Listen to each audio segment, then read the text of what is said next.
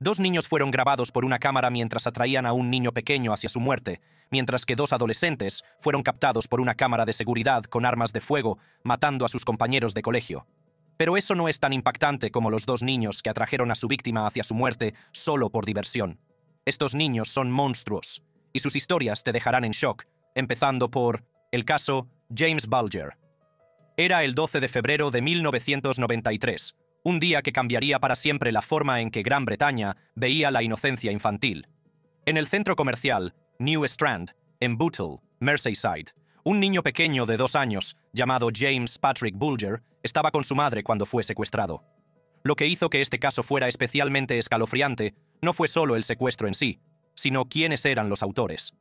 Las imágenes de las cámaras de seguridad de ese día captaron una imagen que perseguiría a Gran Bretaña durante décadas. Dos niños de 10 años, Robert Thompson y John Venables, llevándose al niño de la mano. Las imágenes borrosas de las cámaras de seguridad en las que se veía al niño siendo llevado se convirtieron en una de las imágenes más inquietantes de la historia criminal británica. Lo que siguió fue una pesadilla que pocos podían comprender. Estos dos niños llevaron a James en un recorrido de 4 kilómetros por Liverpool, durante el cual el niño fue visto por aproximadamente 38 transeúntes, ninguno de los cuales intervino de manera decisiva. Es probable que muchos pensaran que se trataba de hermanos o amigos.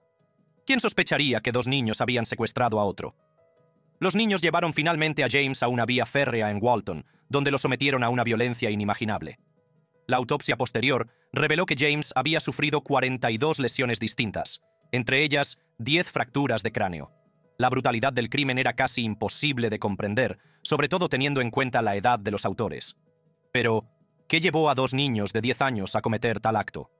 Se han analizado exhaustivamente los antecedentes de Thompson y Venables. Robert Thompson, nacido el 23 de agosto de 1982, era el quinto de 7 hermanos. Su padre había abandonado a la familia 5 años antes del asesinato, y según se informa, su madre luchaba contra la depresión y había intentado suicidarse. A pesar de estas dificultades, Thompson era descrito como astuto y inteligente, sin antecedentes de violencia. John Venables también provenía de un entorno problemático, con antecedentes de intervención de los servicios sociales. Ambos niños fueron clasificados como niños necesitados, lo que sugiere que los factores ambientales pudieron haber contribuido a su comportamiento, aunque esto no explica la naturaleza extrema de sus actos. La investigación avanzó rápidamente. Thompson y Venables fueron identificados a través de las imágenes de las cámaras de seguridad y detenidos el 20 de febrero de 1993. Durante los interrogatorios policiales, ambos chicos confesaron el crimen. El juicio comenzó el 1 de noviembre de 1993 en el Tribunal Penal de Preston, donde fueron juzgados como adultos. Una decisión que más tarde sería criticada por el Tribunal Europeo de Derechos Humanos en 1999 por ser injusta para los acusados. El 24 de noviembre de 1993, ambos chicos fueron declarados culpables, convirtiéndose en los asesinos condenados más jóvenes de la historia moderna de Gran Bretaña. Fueron condenados a prisión a discreción de Su Majestad, lo que equivale básicamente a una pena indefinida para menores. El juez recomendó inicialmente una pena mínima de 8 años, pero esta fue aumentada posteriormente a 10 años por el presidente del Tribunal Supremo y, más tarde, a 15 años por el ministro del Interior, Michael Howard, en respuesta a la enorme presión pública. Sin embargo, la Cámara de los Lores finalmente anuló esta decisión en 1997, dictaminando que era ilegal. Tanto Thompson como Venables fueron puestos en libertad con licencia vitalicia en junio de 2001, a la edad de 18 años, con nuevas identidades protegidas por una orden judicial mundial. Sus historias tras la liberación divergieron drásticamente. Robert Thompson no ha reincidido públicamente y mantiene un perfil bajo. John Venables, sin embargo, ha sido devuelto a prisión en múltiples ocasiones. En 2010, fue encarcelado por posesión de imágenes de abuso infantil, puesto en libertad en 2013 y devuelto de nuevo en noviembre de 2017 por delitos similares. Sus solicitudes de libertad condicional han sido rechazadas en repetidas ocasiones, incluso en diciembre de 2023, alegando la Junta de Libertad Condicional que existen riesgos continuos. Según la información más reciente disponible, Venables sigue encarcelado. Otra pareja de asesinos de niños que fueron captados por las cámaras y siguen en prisión cometieron su atroz crimen en Irlanda. Anna Kriegel, una tragedia moderna. En mayo de 2018, un caso que recuerda inquietantemente a la tragedia de James Bulger se desarrolló en Lucan, Irlanda, cuando Anna Kriegel, de 14 años, fue asesinada por dos chicos de 13 años, conocidos en el juicio como Chico A y Chico B. Este caso conmocionó profundamente a Irlanda, convirtiéndose en uno de los casos criminales más desgarradores y mediáticos de la historia reciente del país. La historia de Anna comienza lejos de Irlanda. Nacida en Rusia en febrero de 2004, fue adoptada a los 2 años por Geraldine y Patrick Kriegel, una mujer irlandesa y su marido francés. La familia se instaló en Lucan, cerca de Dublín, donde Anna creció apasionada por el baile y el canto, practicando a menudo durante horas y compartiendo sus actuaciones en YouTube. A pesar de su madurez física, se la describía como alta, de 1,70 metros, y con dotes atléticas como nadadora y gimnasta. Anna era emocionalmente vulnerable, descrita por su madre como una niña por dentro. Esta combinación de desarrollo físico e inmadurez emocional la convirtió en blanco de acoso escolar, donde sus compañeros la llamaban rara. Le costaba hacer amigos, lo que acabaría influyendo en los acontecimientos que condujeron a su muerte. La tragedia comenzó a desarrollarse el 14 de mayo de 2018. A las 4:55 de la tarde, el chico B visitó la casa de Anna y le dijo que el chico A, un chico del que ella estaba enamorada, quería verla. Emocionada por la noticia, Anna se fue con el chico B, sin saber que estaba cayendo en una trampa cuidadosamente planeada. Lo que los investigadores descubrirían más tarde era profundamente inquietante. Según las declaraciones que el chico B hizo finalmente a la policía, un mes antes del asesinato, el chico A se le había acercado y le había dicho: «Oye, ¿quieres matar a alguien?», y había mencionado específicamente a Anna. El chico B pensó al principio que estaba bromeando, pero el chico A hablaba muy en serio. Las pruebas revelaron más tarde que el chico A había preparado lo que la policía describió como un kit para asesinar, que incluía una máscara de zombie, guantes negros, espinilleras, rodilleras, un palo de 1 metro de largo y un bloque de hormigón, indicios claros de premeditación. Los chicos llevaron a Anna a Glenwood House, una granja abandonada del siglo XIX en Lucan, a unos 3 kilómetros de su casa. Lo que sucedió a continuación fue una brutal agresión. El chico A atacó a Anna con extrema violencia y las pruebas posteriores demostraron que ella había luchado desesperadamente por su vida. Su cuerpo desnudo fue descubierto 3 días después por un equipo de búsqueda de la Garda, con ropa esparcida alrededor, trozos de madera ensangrentados y cinta de construcción enrollada alrededor del cuello. La autopsia, realizada por la exmédica forense del Estado, la profesora Marie Cassidy, identificó 50 lesiones en la cabeza y el cuerpo de Anna, y concluyó que la causa de la muerte fue un traumatismo contuso en la cabeza y el cuello. También había indicios de agresión sexual, con un intento de penetración y semen del chico A en la camiseta de Anna. La investigación fue rápida y exhaustiva. La Garda examinó más de 700 horas de imágenes de cámaras de seguridad, rastreando los movimientos de Anna y los 2 chicos el día del asesinato.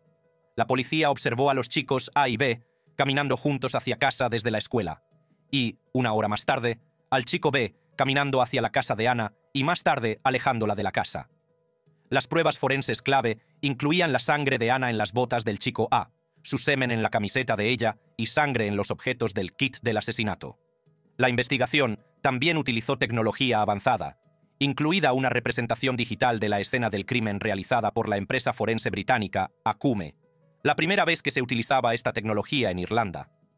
El chico B, durante las 16 horas de interrogatorio mostradas al jurado, admitió haber oído gritar a Anna y haber visto la agresión, aunque inicialmente mintió, alegando que huyó cuando comenzó la agresión. Su testimonio resultaría crucial para la acusación. El juicio comenzó el 29 de abril de 2019 y concluyó el 18 de junio de 2019, tras 7 intensas semanas. El jurado deliberó durante 14 horas y 24 minutos, a lo largo de 5 días, antes de alcanzar un veredicto unánime de culpabilidad. Ambos chicos se habían declarado inocentes, pero las pruebas eran abrumadoras. El chico A fue declarado culpable de asesinato y agresión sexual con agravantes, mientras que el chico B fue condenado por asesinato por su papel en atraer a Anna hacia su muerte. El 5 de noviembre de 2019, el chico A fue condenado a cadena perpetua con revisión tras 12 años por asesinato y a una pena concurrente de 12 años por agresión sexual con agravantes.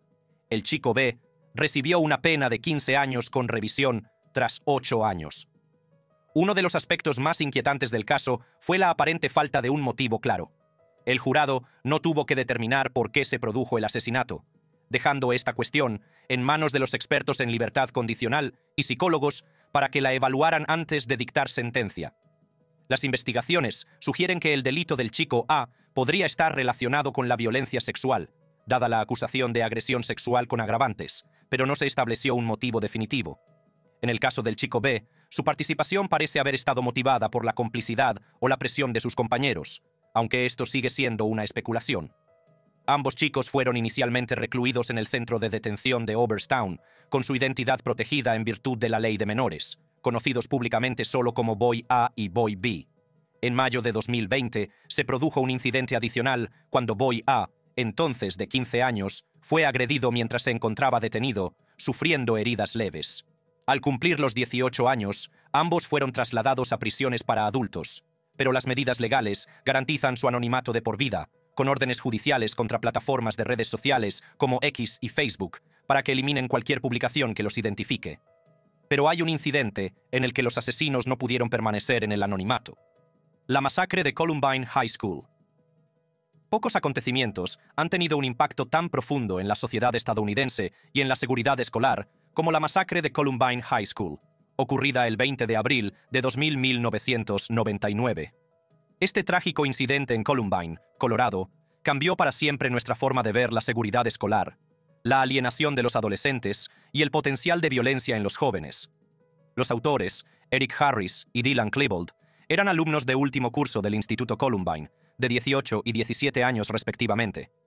Amigos desde la escuela secundaria, se convertirían en los autores de lo que fue, en aquel momento, uno de los tiroteos escolares más impactantes de la historia de Estados Unidos. Lo que hace que este caso sea especialmente inquietante es la minuciosa planificación que lo rodeó. Harris y Klebold llevaban casi un año preparando el ataque, cuya intención inicial era detonar bombas en el comedor de la escuela para causar víctimas mortales. Sus diarios y vídeos, entre los que se encuentran los conocidos como basement tapes, las cintas del sótano, revelaron su deseo de dejar una huella imborrable e incluso superar en número de víctimas mortales al atentado de Oklahoma City. Se han estudiado exhaustivamente los antecedentes de los dos adolescentes. Eric Harris nació el 9 de abril de 1981 en Wichita, Kansas. Su familia se mudó con frecuencia debido a la carrera de su padre en la Fuerza Aérea, antes de establecerse en Colorado en 1992. Se le describía como carismático, pero de carácter irascible y fascinado por la guerra.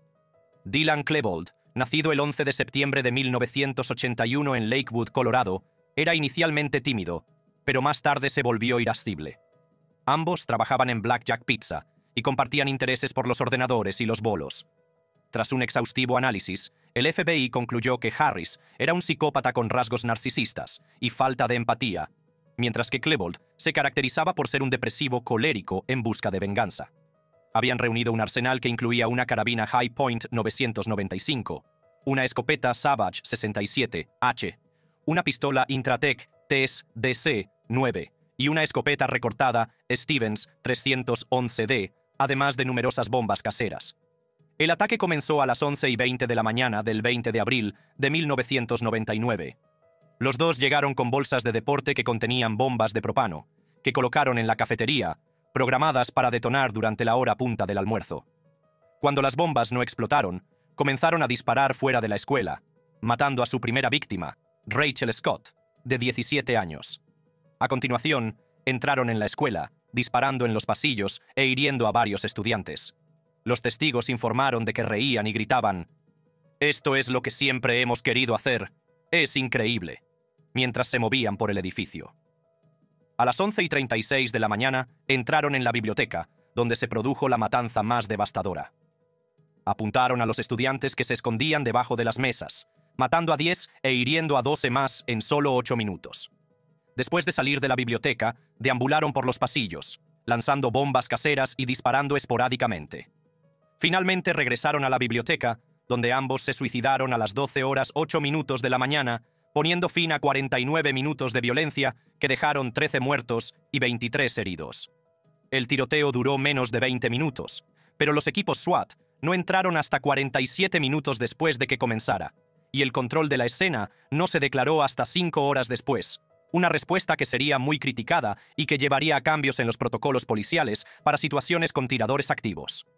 Pero mientras que los tiradores de este caso tenían como objetivo a unos estudiantes, el siguiente decidió emprender la tarea más difícil del mundo: matar a un presidente de los Estados Unidos. Thomas Matthew Crooks, el tirador del mitin de Trump. Nuestro siguiente caso nos lleva a acontecimientos mucho más recientes. El intento de asesinato del expresidente Donald Trump el 13 de julio de 2024 en Butler, Pensilvania. El autor fue Thomas Matthew Crooks, de 20 años, de Bethel Park, Pensilvania, un joven cuyas acciones conmocionaron a la nación y añadieron otro capítulo inquietante a la historia de violencia política de Estados Unidos. Nacido el 20 de septiembre de 2003, Thomas Matthew Crooks vivía a unos 70 kilómetros del lugar del atentado con sus padres, Matthew Brian Crooks y Mary Elizabeth Crooks, de soltera Freezy, ambos consejeros profesionales titulados, y su hermana, Catherine Lynn Crooks. Según la mayoría de los testimonios, Crooks provenía de un entorno familiar estable, lo que hace aún más difícil comprender sus acciones. Sus afiliaciones políticas presentan un panorama confuso. Crooks se registró como republicano en septiembre de 2021 y votó en las elecciones de mitad de mandato de 2022. Sin embargo, también donó $15 al Progressive Turnout Project a través de ActBlue el 20 de enero de 2021, durante la toma de posesión de Biden, aunque se dio de baja del grupo en 2022. El FBI no ha identificado un motivo político claro para sus acciones. Lo que ha surgido de la investigación son pruebas de una planificación exhaustiva. Crooks comenzó a investigar el calendario de la campaña de Trump a finales de septiembre de 2023, con más de 60 búsquedas relacionadas con Trump o Biden en los 30 días previos al ataque. Su historial de búsquedas reveló un inquietante interés por los artefactos explosivos, con consultas que se remontan a septiembre de 2019, con términos como cordón detonante, cápsula detonante, cómo fabricar una bomba con fertilizantes y cómo funcionan los detonadores remotos. El 6 de julio de 2024, buscó a qué distancia estaba Oswald de Kennedy en relación con el asesinato de Kennedy, un escalofriante presagio de su propio intento. También realizó una investigación detallada sobre el lugar del meeting de Butler, buscando dónde hablará Trump en la Butler Farm Show, podio de la Butler Farm Show y fotos de la Butler Farm Show. Visitó el recinto ferial del condado de Butler al menos una vez antes del atentado, pasando 20 minutos inspeccionándolo el 7 de julio, y practicó el tiro en un campo de tiro el 12 de julio de 2024. El día del meeting, Crooks compró 50 cartuchos de munición y voló un dron cerca del lugar, aparentemente para vigilarlo. Había pedido el día libre en el trabajo, diciendo a sus compañeros que tenía algo importante que hacer, pero que volvería al día siguiente. Sus padres llamaron a la policía horas antes del tiroteo, denunciando su desaparición y expresando su preocupación por su bienestar. Un trágico detalle que sugiere que podían intuir que algo iba mal, pero que no podían imaginar la magnitud de lo que estaba a punto de ocurrir. Los acontecimientos del 13 de julio de 2024 se desarrollaron con una rapidez devastadora. Durante el meeting de Trump, cerca de Butler, Crooks se subió a un edificio de la zona de operaciones de la policía. Los mensajes de texto de un francotirador de la policía indicaban que se sabía de su presencia 90 minutos antes del tiroteo, lo que plantea dudas sobre la respuesta de las fuerzas de seguridad. Con un rifle tipo AR-15, comprado legalmente por su padre en 2013 y transferido a él en 2023, Crooks disparó 8 tiros desde aproximadamente 135 metros, 443 pies. Los disparos hirieron a Trump en la parte superior de la oreja derecha, mataron a Cory Comperatore, un jefe de bomberos voluntario de 50 años, e hirieron de gravedad a David Dutch, 57, y James Copenhaver, 74. Otras 3 personas, incluido Trump, y 4 agentes resultaron heridos por los fragmentos proyectados. El equipo de francotiradores del servicio secreto mató a Crooks de un solo disparo en la cabeza a las 18:11, poniendo fin al ataque. La investigación posterior reveló más detalles inquietantes. Se encontraron materiales para fabricar bombas en el vehículo y la casa de Crooks, y un detonador remoto en su cuerpo. 2 artefactos explosivos en su coche tenían receptores para detonación remota, pero estaban apagados y no funcionaban. Todos los componentes eran legales y se podían adquirir en Internet. Crooks había realizado más de 25 compras relacionadas con armas de fuego a vendedores online, utilizando alias desde la primavera de 2023, utilizando cuentas de correo electrónico cifradas con sede en el extranjero para comprar componentes de armas de fuego, productos químicos y explosivos. El FBI, que lidera la investigación, ha clasificado el incidente como un intento de asesinato y un posible acto de terrorismo interno. Se han realizado casi 1000 entrevistas. Se han analizado cientos de horas de vídeo y se ha accedido al teléfono de Crooks en los 40 minutos siguientes al ataque, lo que ha revelado su extenso historial de búsquedas. A fecha de 1 de mayo de 2025, no se ha determinado ningún motivo definitivo, y el FBI afirma que actuó solo y que no ha encontrado cómplices ni conexiones con el extranjero. Pero en el siguiente caso, el asesino desapareció sin dejar rastro, mientras que sus cómplices fueron capturados. Leo Burt, el adolescente terrorista que desapareció. En la mañana del 24 de agosto de 1970, una bomba fabricada con 770 kilogramos de fertilizante, 380 litros de gasolina y una mezcla explosiva de ANFO detonó frente al Sterling Hall de la Universidad de Wisconsin-Madison. La explosión mató al investigador físico Robert Fasnacht, de 33 años. Hirió a otras 3 personas y causó entre 2,1 y 6 millones de dólares en daños. La explosión fue tan potente que se escuchó a 30 millas de distancia. Entre los autores se encontraba un exatleta universitario de remo de 22 años, llamado Leo Frederick Burt, nacido el 18 de abril de 1948 en Darby, Pensilvania. A diferencia de los otros casos que hemos examinado, esta historia no tiene conclusión. Burt desapareció tras el atentado y sigue fugitivo hasta el día de hoy, en lo que constituye una de las persecuciones más largas de la historia de Estados Unidos. La infancia de Burt no daba indicios del camino radical que tomaría más tarde. Creció en el seno de una familia católica estable en Havertown, Pensilvania, y asistió a la escuela parroquial St. Denis y al Instituto Monsignor Bonner. Atleta talentoso, destacó en el remo, convirtiéndose en un pilar del equipo universitario y ganando el título junior en la American Henley en 1968. Dotado académicamente, con una puntuación de más de 1200 en el SAT, Burt se graduó en el instituto en 1966 y eligió la Universidad de Wisconsin-Madison por su programa de remo. En Wisconsin, la vida de Burt dio un giro significativo. Inicialmente ocupó el puesto número 8 en el equipo de novatos, pero dejó el remo tras una disputa con un entrenador por su corte de pelo. Centró entonces su atención en el periodismo y la política estudiantil, trabajando en The Daily Cardinal, el periódico estudiantil, donde cubrió las protestas contra la guerra. Esta inmersión en el movimiento contra la guerra de finales de los años 60 parece haber sido un factor crucial en su radicalización. La radicalización de Burt se intensificó después de que, según se informa, fuera golpeado por la policía mientras cubría una protesta contra los tiroteos de la Universidad de Kent State.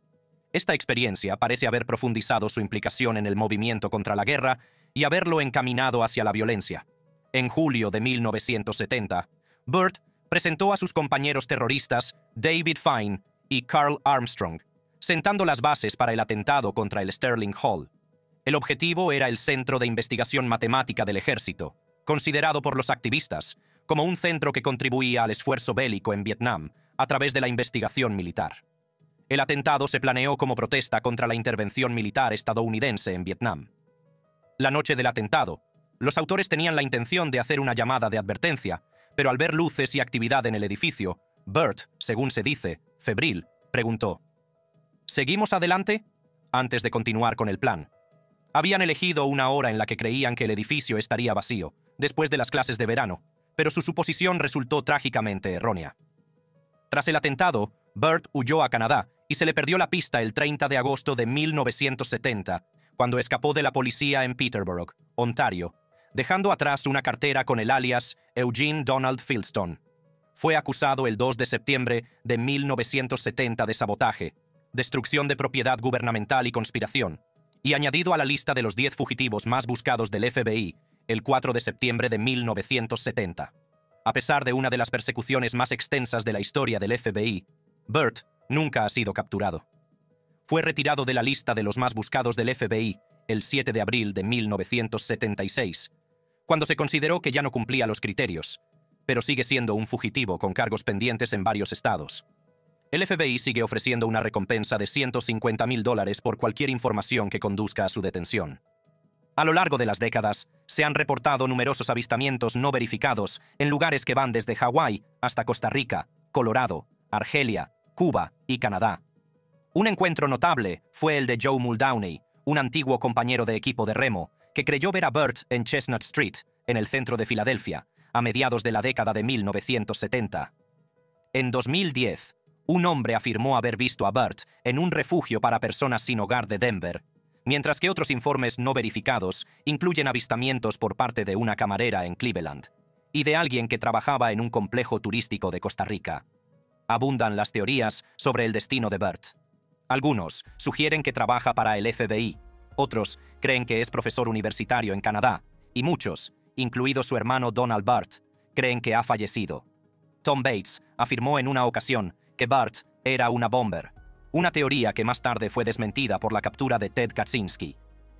En 2023, con motivo del 53º aniversario del atentado, el FBI publicó fotos procesadas para reflejar el envejecimiento de Burt, que lo mostraban con 75 años, casi calvo, con y sin gafas, en un intento por generar nuevas pistas. Estos esfuerzos no han dado resultados confirmados hasta mayo de 2025. El interés público por el caso persiste, con artículos como uno de Channel 3000 de 2018 que señala que pasó su 70º cumpleaños sin que se le reconociera, suponiendo que sigue vivo. Una serie de 2014 del Philadelphia Inquirer se centró en él como un chico de su estado natal, que pasó de ser un prometedor atleta a un terrorista fugitivo. El expediente del FBI sigue abierto, con documentos y pruebas sellados, entre los que se incluyen una máquina de escribir y un artículo de Liberation de 1972, y a menudo se multiplican las pistas en torno a los aniversarios del atentado. El atentado contra el Sterling Hall ha sido descrito por el FBI como el mayor acto de terrorismo interno de la historia de Estados Unidos, en aquel momento. Ha sido objeto de documentales como The Bombing of Sterling Hall, 1998, de Lemark Communications y The War at Home, 1979, así como de libros como Rats, de Tom Bates, y The Madison Bombings, de Michael Morris. Lo que hace que el caso de Burt sea especialmente fascinante no es solo el crimen en sí, sino la completa desaparición que le siguió. En la era de las huellas digitales y la vigilancia, cada vez es más difícil imaginar que alguien pueda desaparecer por completo. Sin embargo, Leo Burt, si aún estuviera vivo, tendría hoy más de 70 años, tras haber vivido potencialmente más de 50 años como fugitivo, un fantasma de una de las épocas políticas más turbulentas de Estados Unidos. Si te han gustado estas escalofriantes historias, haz clic en los recuadros que aparecen en tu pantalla para ver contenidos similares.